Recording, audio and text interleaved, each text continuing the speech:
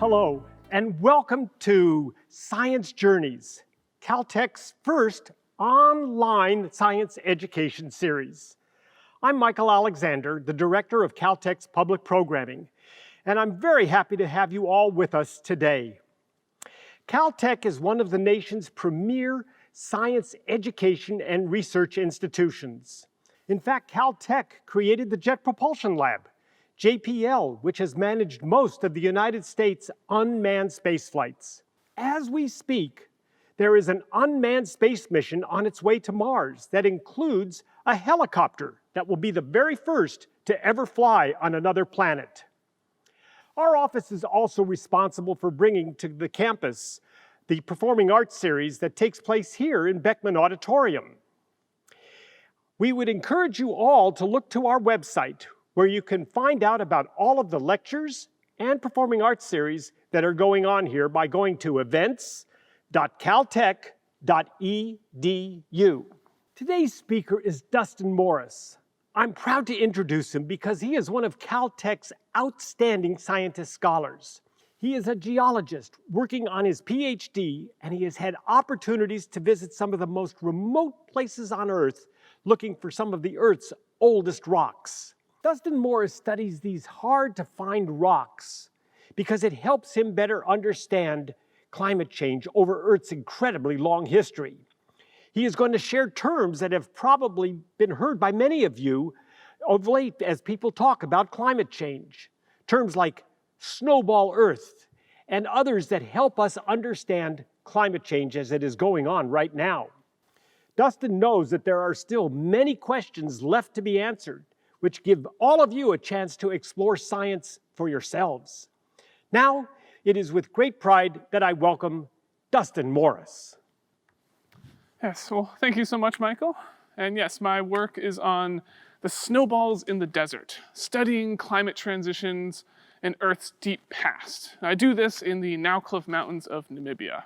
So I am a geologist or earth scientist, which means my work is studying the world around us and trying to understand how it works. Specifically, I use sedimentology, which is looking at sediments and the rock record that they leave all around us, to understand how climate and life have changed throughout Earth history. So a little bit more about myself personally. I grew up in Lewiston, Maine. I did public school from K through 12, and before going off into college, here's a picture of me when I was, I believe, 14. Messy hair hasn't changed. I went to college at Lafayette College over in Pennsylvania, where I studied both physics and geology. And I want to kind of say that when I was this old, when I was 14, I had no idea what I would end up doing. I don't think I even knew what geology was. I had some vague interests in social science and natural sciences, but I entered college just as a physics major. Really throughout much of the time, I was just, my motto was I'm just winging it. I'm just seeing what happens, following what interests me, following my curiosity, and doing things that I seem to be reasonably good at. Only near the end of my college time did I actually decide to become a geologist. Now, I should also say there are many different paths and areas to come into earth science. I particularly love the outdoors and exploring and looking at maps. And so this kind of field work I'm going to be talking about is perfect for me. But I should also say there's many other different areas of geology and earth science that are great for those who might not care for hiking around outdoors all day. So, talking about my science, here I have this picture. These are rocks from my field area that are about 635 million years old. That's over twice as old as the oldest dinosaur, and older than any plants or animals that we know of. And this particular layering of rocks is really, really weird. But I first need to explain some things about geology for you to appreciate why. So in geology, especially in sedimentary geology, we're usually concerned about layers. There's always layers of rock that were originally sediments being just laid down in flat layers. And as these layers get put down one after another, we have the oldest layers on the bottom and the youngest layers on top. And we look for a bunch of different clues within the rock layers to understand the environments that they might have formed in, and therefore the world that they came from. Here's my field partner Cecilia with one particular kind of rock known as a diamictite. A diamictite is a rock type that has a bunch of big boulders and clasts or other smaller rocks within it, mixed in with a finer matrix of sand and silt. And this particular type of rock is actually evidence for glacial activity. And we know that because we can look at glaciers in the present, in the modern, and see these piles of boulders mixed in with sand and silt that these glaciers are just dumping out. And that's because they are just constantly scraping up material from the land and just leaving them at their end as they melt out. And so this is kind of a great example of Earth history and doing geology, is we use examples from the present to help us understand the past. The present is the key to the past, is one of the mottos. Another example is these, which are carbonate rocks. And we know from the present that these kind of rocks can only form in relatively warm waters, essentially the tropics today. And we can go to the tropics, like the Caribbean here, and find just wide swaths of white sand beaches that are made entirely of carbonate. And so coming back to this picture, we have on the bottom these older diamictite rocks that show evidence for glacial activity. And then right above it, we have these light-colored carbonate rocks that show evidence for warm, pretty much tropical waters. Even more interestingly, people have found the same kind of layering all around the world and at about the same time, which, if you think about it, that would suggest that at some point in the past, the entire Earth went suddenly from the climate of Antarctica to that of the Caribbean. Whoa, what? How could that happen? And to explain how that might happen, I first need to explain how climate works on Earth, and so we can see how climate can change. So here are what I like to call the three knobs on planetary temperature. These three factors control the equilibrium temperature and therefore climate of any planetary body. So we're going to start with the sun because that's rather intuitive.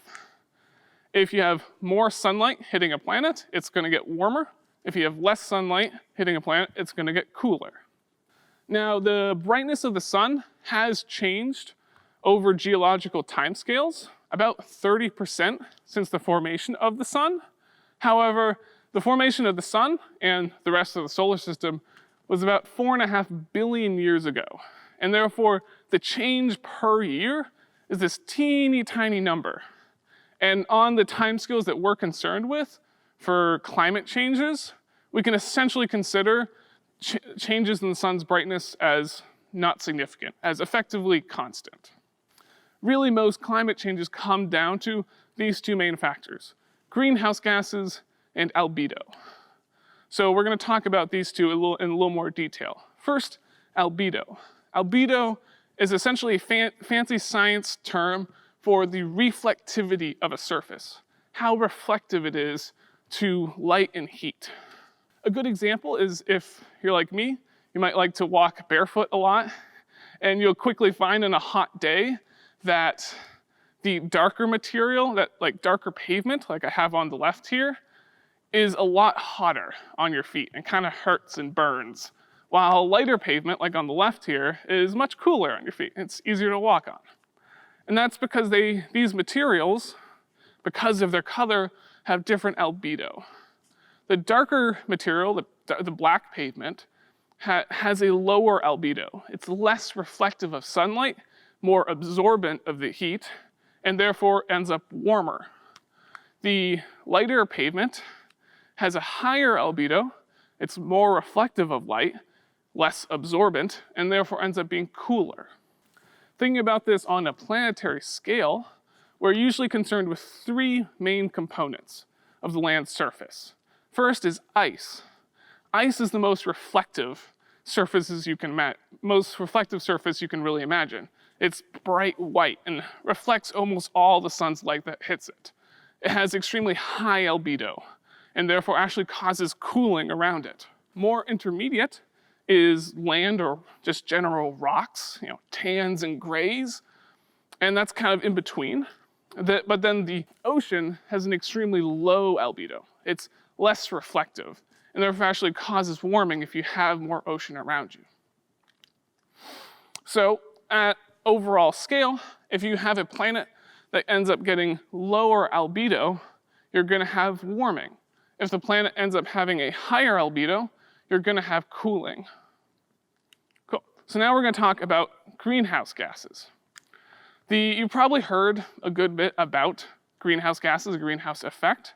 Essentially, greenhouse gases are gases in the atmosphere that trap the Earth's heat. Think of it like a jacket that helps keep you warm by trapping your own body heat. The important greenhouse gases, particularly carbon dioxide or CO2, ends up allowing the short wavelength light that comes from the sun to pass through without issue and warm the Earth. However, longer wavelength light, particularly infrared, that gets radiated out by the Earth gets largely blocked by these greenhouse gases.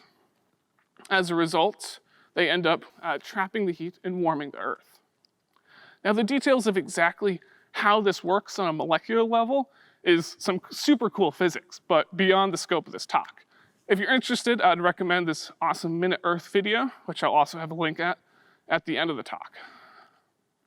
But so coming back to this, if we overall have more greenhouse gases, we're going to have a warmer planet. If we have less greenhouse gases, we're going to have a cooler planet. And both these factors and the brightness of the sun all really just come down to fundamental physics. It's really just physics of light and surfaces. Well, how do these control knobs get actually changed? So with albedo, it's kind of a little more intuitive. You just change either the proportion or location of the different surfaces that I talked about of ice, land, or ocean, and that will change the albedo of a planet. For greenhouse gases, we have to talk about the carbon cycle. So I have here a simplified version of the carbon cycle showing just the main ways that carbon, and therefore CO2, can come in and out of the atmosphere, and therefore change the amount of greenhouse gases in the atmosphere. So we're going to start with volcanoes. They're a relatively simple example. You simply have volcanic eruptions emitting a large amount of gases, and those gases include CO2. And therefore, this kind of slow and constant eruption of volcanoes is just slowly pumping CO2 into the atmosphere. A little more complicated process is what's known as chemical weathering or silicate weathering. And that's, a little more complicated, but essentially the CO2 in the atmosphere interacts with rainwater to form carbonic acid. And when that acid in the rain hits rocks on the land, it undergoes chemical reactions to break down the rocks. And then all that broken down material, including the carbon, gets washed down into the ocean to form carbonate rock, which stores and traps the carbon, keeping it from the atmosphere. Again, a little more complicated. If you're interested in more, I have a link to the carbonate silicate cycle from Wikipedia that I would recommend. But the important key point is that through rainfall onto rocks, you are pulling CO2 out of the atmosphere and storing it on the long term. So that was the inorganic carbon cycle. Let's talk about the organic carbon cycle. So that organic carbon is essentially all carbon that is in either living or dead organisms. So that includes myself, includes you, includes the trees outside, as well as fossil carbon. So that could include things like coal or oil or natural gas. These are essentially just dead organisms that have been squished and cooked over long time periods. It's all organic carbon. And we can increase or decrease the amount of organic carbon and how it interacts with CO2 in the atmosphere. The main process you create organic carbon is through photosynthesis. That's the same process that plants or phytoplankton do to build themselves and make food for themselves. And it uses light and CO2 in the atmosphere to essentially make biomass. Then the main way you release organic carbon and send it back into the atmosphere is through respiration. So for us, that can be simply breathing and eating material, but it can also include the burning of fossil fuels like coal and oil. So yes, these are the main processes that control the carbon cycle, and changes in these can knock the cycle out of balance. If you want to learn more, I also have this great crash course video on the carbon cycle as a whole. Okay, so let's talk about my work more in particular. So to give some context, here is this awesome geological timescale created by the artist Ray Troll. You can see on the top are like dogs and humans. Then in the middle are some dinosaur bones. And lower at the bottom are some trilobites, cool fossils. My work, which is 635 million years ago, is way at the bottom in the pink layer of the Proterozoic.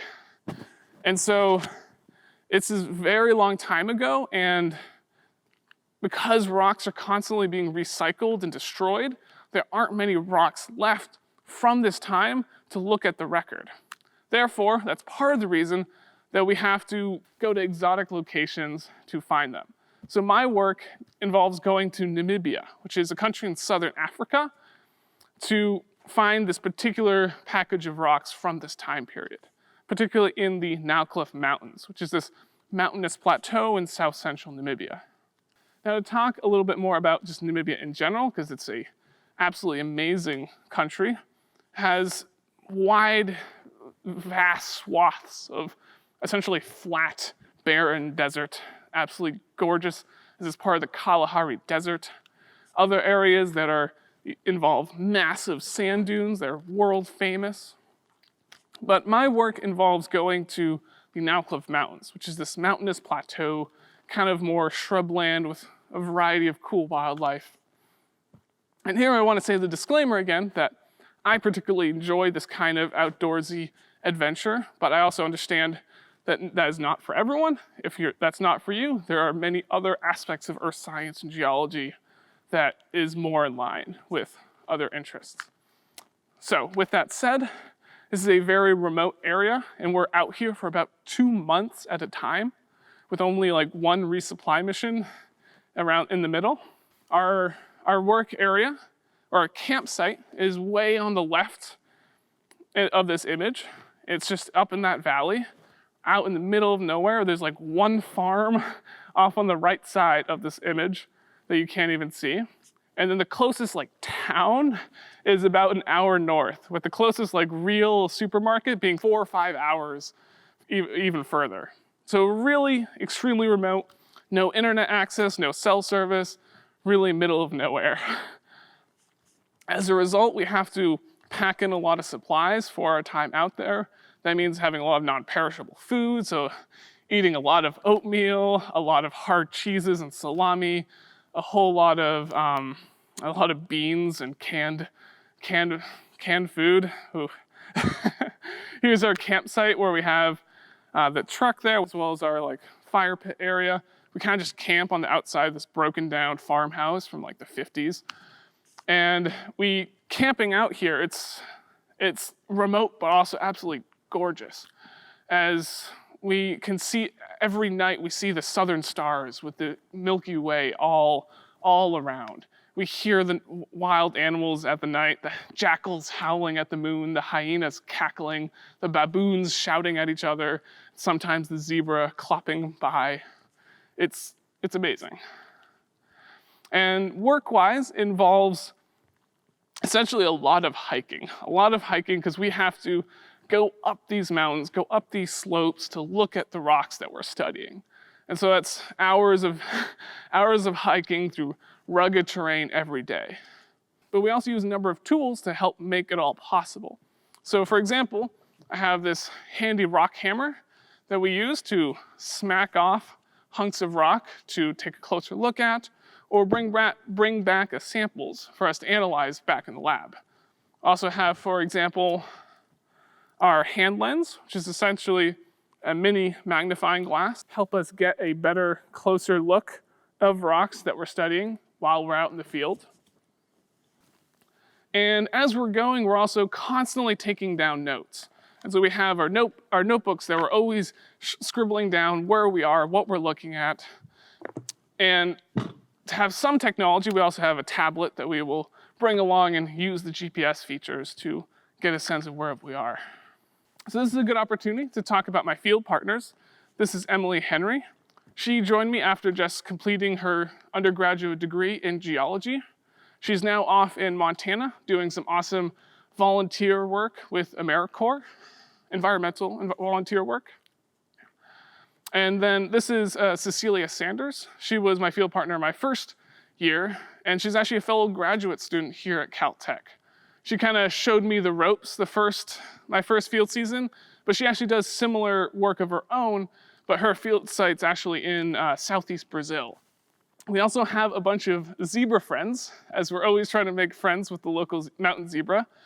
And by making friends, I mean we sit quietly from a distance and look at them in absolute awe as they stampede down the mountain and then sometimes stop and look at us, snort a couple times before clip-clopping further on. They're awesome. Okay, but then my actual science. So talking about the rocks, we have essentially these layers of rocks that we're interested in. And doing our work, we're trying to collect data about these rocks. So we go layer by layer by layer by layer for hundreds of meters, essentially up the slope of this mountain, collecting all possible sorts of data that we can then use to interpret what might have happened. So I mentioned this rock type before. This is a diamictite. And based on the composition of the rocks in here, we can tell this is evidence for glaciers. But there's other examples as well. This is one of the carbonate rocks, but there's different clues within it as well. And we're looking for all kinds of features that can include the color, the texture, the shape, and particular size of the sand grains themselves. This particular rock is a carbonate sandstone, and there's interesting structures within there. On the lower part, there's these flat-lying layers, and on the top part, there's these swooping layers. Those swooping layers are actually current ripples. That's like ripples like on the sand, like in the sand on a beach, that is showing movement of water over the sand and creating these ripples. And so that's one of the critical clues that we use to understand how these rocks might have formed. Here's another example, and they have a similar kind of feature, but these are symmetrical ripples. Now, one of the things I'm usually trying to figure out in this work is essentially understanding the sea level history, or figuring out how deep water was at this point in time, as we're usually somewhere in the ocean. These kind of symmetrical ripples are really, really important because you could only get that kind of symmetrical form by the back and forth oscillation of waves in a body of water. So in this case, that's a really important clue because it tells us that these sediments must have been laid down in an ocean that was shallow enough to be influenced by waves. So that's one of those critical pieces, those clues that we use to interpret what might have happened. It's kind of like detective work or exploring and piecing together a history. Here's another example. We have these, in the center part of the image here, we have these, what are essentially mud chips, like pieces of previous mud that were actually ripped up and torn and tossed in the ocean by a major storm and then thrown down and laid in this particular type of layering. And so that's another one of these clues that we use that, okay, there must have been storm activity at this time in history. And it must have been shallow enough in these waters to be influenced by these storms. So we do this layer by layer by layer up the side of a mountain. In doing this, we are able to piece together a sea level and climate history for this period of time millions of years ago. And so that's really the core of my work. But now, what is Snowball Earth? That's really what I brought you here for. So just as a reminder on terms of time, we were way at the bottom of this stack in the Proterozoic, 635 million years ago. This is before plants, before animals, and the world itself looked different. Because as you may know, there's a process called plate tectonics, which actually moves the continents on the surface of the Earth. As the continents themselves were in different locations. And actually, the positioning of the continents is thought to be one of the main triggers for the Snowball Earth event. So this image is what is called a paleogeographic reconstruction. That is, people have used various sorts of data to try to figure out where the continents were positioned 635 million years ago. And all these little stars on here are different places people have found rocks from this time period. My particular rocks are from the Kalahari Craton, the K-A-L, near the middle there. But so in this time in history, you have all these continents just relatively focused near the equator. And as you might know, the equator is where you actually have the highest concentration of sunlight and rainfall on the Earth in general. And that's thought to be one of the driving forces behind this. As you remember with albedo, land or rocks are more reflective. They have a higher albedo than ocean.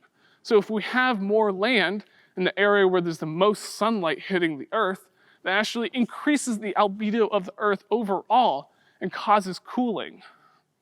Additionally, once you have a little bit of cooling, ice starts to form. And ice is then even more reflective than land or water, and therefore causes further cooling and kind of accelerates the process. We also have processes in the greenhouse effect.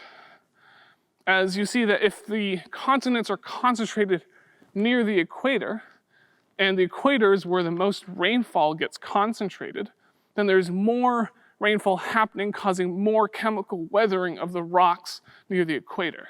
So the arrow that I have here for chemical weathering, it gets larger. We are drawing down more CO2 from the atmosphere than what we're putting in. And so that also caused a cooling effect. And so with both the albedo effect and the greenhouse effect going to cooling, the entire Earth went into a cooling period. And ice started to form and build up and eventually covered the entire Earth. That is, all the continents and even the oceans were covered in ice. In some cases up to 1 kilometer thick. That's almost unimaginable. The world itself is almost a different world than what we can even think of today. Yet clearly, this is not the world that we live in today. That's pretty obvious. So somehow we must have gotten out of this Snowball Earth to transition to a regular world. How did that happen? How could that happen if everything was covered in ice?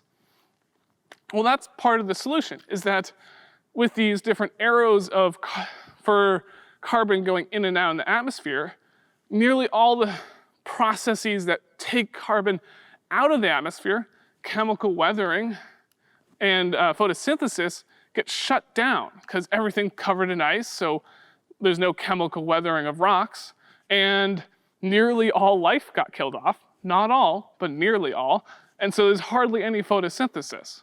The only real process going on is volcanoes erupting.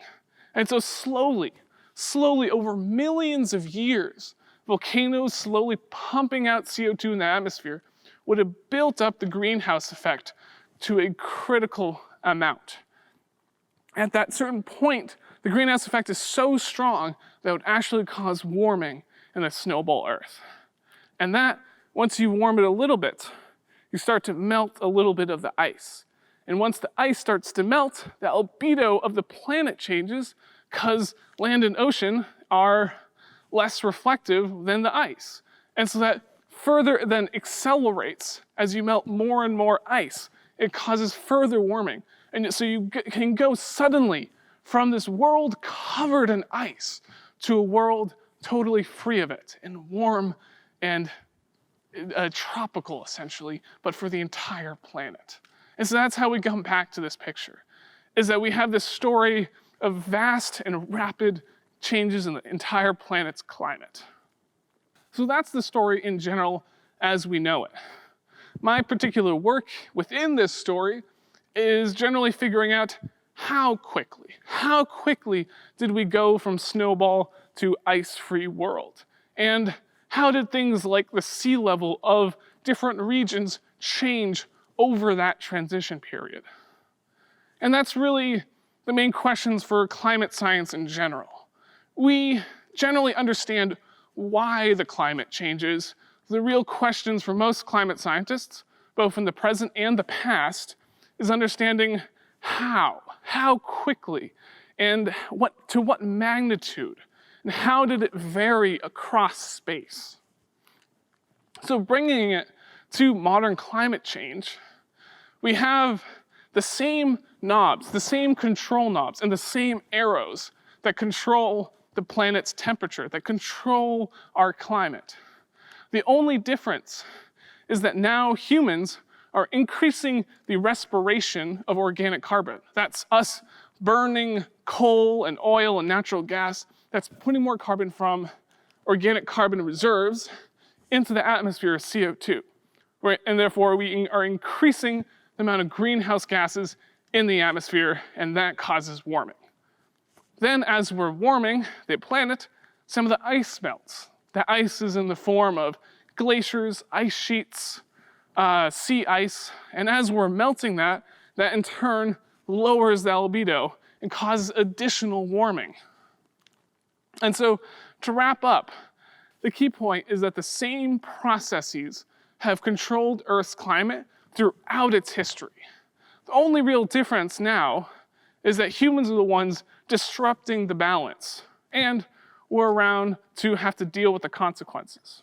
So, with that, I'd like to thank all the people here at TOP to help me out with my research, the Agron Institute and the NSF GFRP for funding, some sources, some of which I mentioned in the talk, as well as others that would help if you're interested more in climate science or Earth history in general.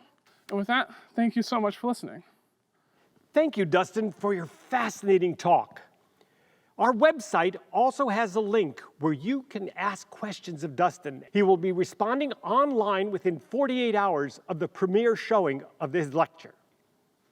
I also want to thank Mitch Aiken and Kitty Cahalan of Caltech's Teaching, Learning, and Outreach Office, as well as Mary Herrera from the Office of Public Programming, and the entire academic media technology team and the team from Event Productions. And thank you to the Caltech Employees Federal Credit Union, the Friends of Beckman Auditorium, and our many sponsors who make these types of programs possible. We look forward to your joining us again for other performing arts events and science lectures, which you can find out about by checking our website, events.caltech.edu. Thank you for joining us.